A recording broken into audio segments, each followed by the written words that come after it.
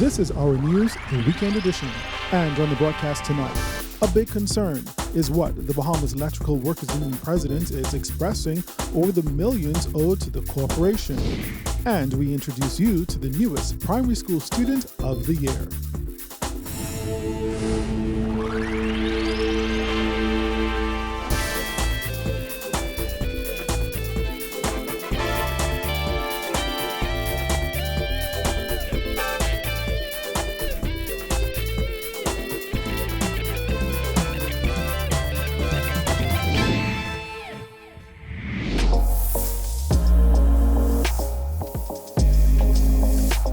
Our news is brought to you by Alive. Good evening, I'm Andrew Knowles, and thanks so much for joining us. Topping news tonight, the recent revelation that nearly 3,000 Bahamas Power and Light customers collectively owe BPL more than $10 million is not sitting well with Bahamas Electrical Workers Union President Paul Maynard. The union chief spoke with our Jasmine Brown and said BPL executives must take a serious look at the unfortunate situation. As of May 13, 2,946 Bahamas Power and Light customers were without power supply because they collectively owed the corporation $10.3 million. Maynard says that's a big concern. It's a big concern to me because, that's how we get paid, by you paying your light bill. It's a great concern to me. It's a great concern. The BPL, the government, are going to have to figure out ways to alleviate the situation with people being able to pay their bills. I mean, they're going to have to do a better job of public relations. See, and that's the thing, right? Rather than worry about these new engines and have this on Facebook all the time, what they need to be telling people is, listen, this is how you can save on your light bill. They need to push that.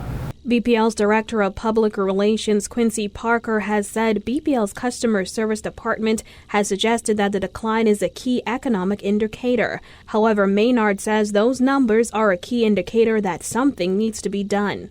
My thing is, you need to be real with the people, you need to be real with the public, and you need to tell the public, listen, this is how you need to keep your bill down, this is what you do, all right? What you can do is, I think the past, I think when Basin was there, they were giving out free, fluorescent light bulbs. But you need to maybe go to that. You need to maybe say to the IDB, listen, give us, work out something where you can get free fluorescent light bulbs that you can put in people's houses, which will cut the power significantly. In November 2018, Minister of Public Works Desmond Bannister revealed that more than 5,000 BPL customers who owed the corporation $5.3 million were disconnected from the grid. There was a 41% decrease in the disconnection of customers between November 2018 and May 2019, and an 80% increase in the fees owed. In November 2018, it was revealed that New Providence, North Andros, and Central Andros had the highest disconnection numbers. New Providence had 4,639 disconnected customers who owed roughly $4.2 million. North Andros had 132 disconnected customers who owed $128,000, and Central Andros had 116 disconnected customers who owed $153,000. I don't get in BPL's the psychology games, right? The fact is, a lot of people are hurting. Reporting for our news, I'm Jasmine Brown. All right, thanks a lot, Jasmine. Well, from the crime beat, one man is dead following a shooting on Bimini. We're told police in North Bimini responded quickly to the Baileytown area after receiving reports of gunshots shortly after 3 this morning. When they arrived at the victim's residence, they discovered him dead with gunshot wounds to the upper body. Officers from the Central Detective Unit in Grand Bahama will be assisting with this investigation. This latest homicide on that island comes just 3 weeks following the shooting death of well-known American businessman Alain Perez, who was killed at his home in Bimini. Well, Minister of National Security Marvin Dames is touting the government's attempts to pass a comprehensive National Intelligence Agency bill. We're committed to it. We wanted to ensure that bill was a bill that we can live with, that the Bahamian people can live with. And so it was put out there, and so we want to ensure at the end of the day that it does exactly what we would want it to do. Dame says if all goes to plan, debate and passage will wrap up this year. The Minister administration tabled the NIA bill in September 2017. However, Parliament has yet to debate the proposed legislation. Upon coming to office, the government disbanded the NIA, which had been in operation for 5 years under the Christie administration without legislation to govern it. The Christie administration repeatedly promised to introduce legislation to mandate its purview, but failed to do so. Dame says under the new regime, the bill will differ significantly than what was proposed by the former administration. He explained what they are trying to achieve. To ensure that we keep our people safe, and we build a robust intelligence regime that will do exactly that. That will protect us against money laundering, cyber-related issues, gun and drug crimes, human trafficking, and the likes. And so that's our focus. Last June, the government increased the budget allocation for the NIA from $90,000 in 2017-2018 to $2 million this fiscal period. Well, the government is moving forward with plans to facilitate the color change of taxi plates, according to Transport Minister Renwood Wells. Currently, the taxi plates and self-drive vehicles have the same yellow coloring, which presents challenges differentiating the vehicles. According to Wells, it was determined that it would be more cost-effective to change the color of the taxi plates rather than the SD plates. We are going to change the colors of the taxi plates. It's easier for us to do that than to change the color of the SD plate, I think is what the issue is. We've not gone back on that.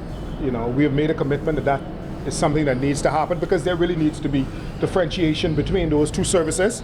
And so the government is committed to it. I have spoken to it. The Prime Minister has spoken to it. And so they ought not to believe that we have gone back on our word. We will be changing the plates. According to Wells, the issue should be addressed sometime after the 2019-2020 budget communication in the House of Assembly later this month.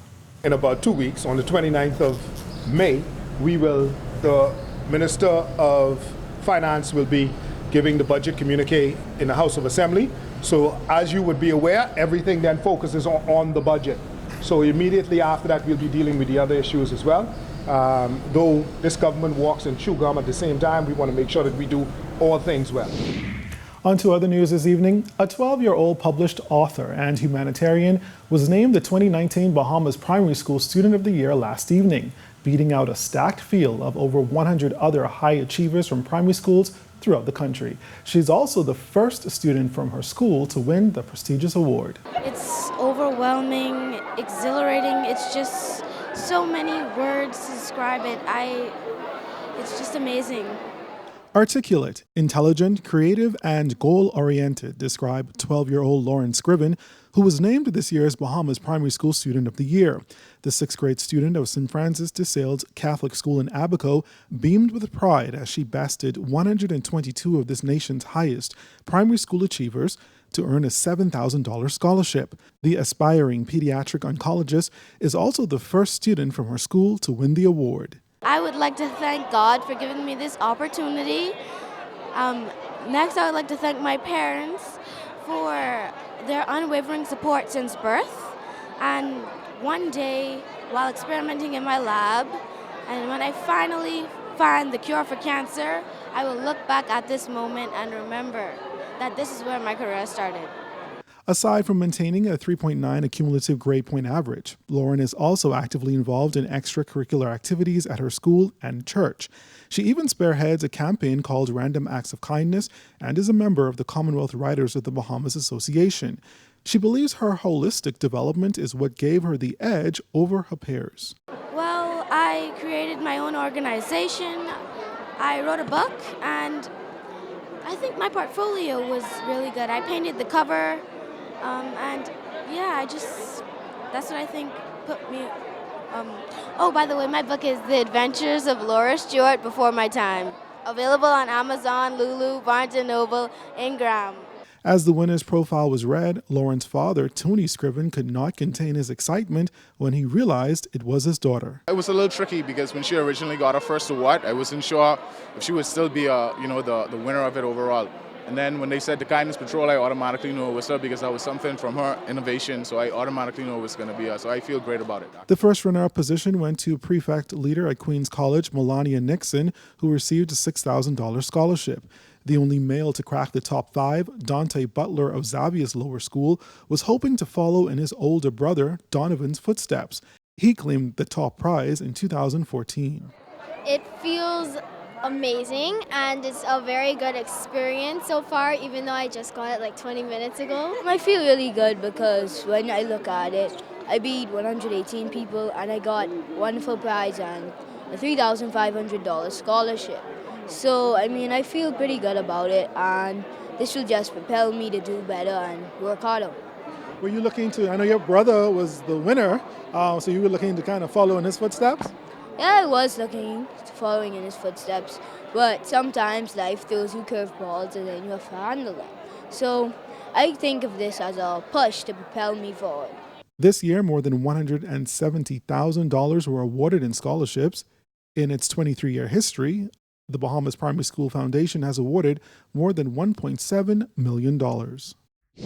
Well, while addressing those in attendance at last evening's ceremony, Education Minister Jeff Lloyd lamented the country's subpar performance in many areas, especially education.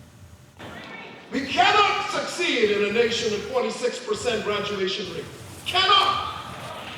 It's not acceptable. Half of our people are not meeting the minimum standards. Half. The bottom floor.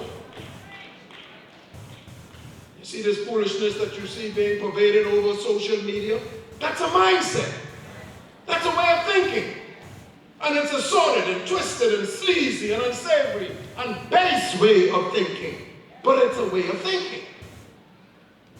Just too many of our people are enmeshed in this culture. He called on the nominees to continue to strive to be the best and walk in their purpose. You're already great. You're already magnificent. All you have to do is realize it and live in that reality. If you want to affect your future, you must live in it now.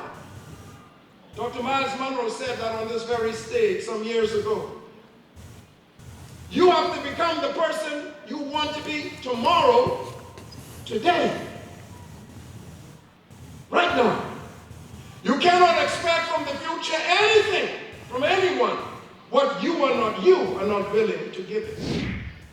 Still ahead tonight, a local physician says cases of hypertension are on the rise. That story and more when our news, the Weekend Edition, returns.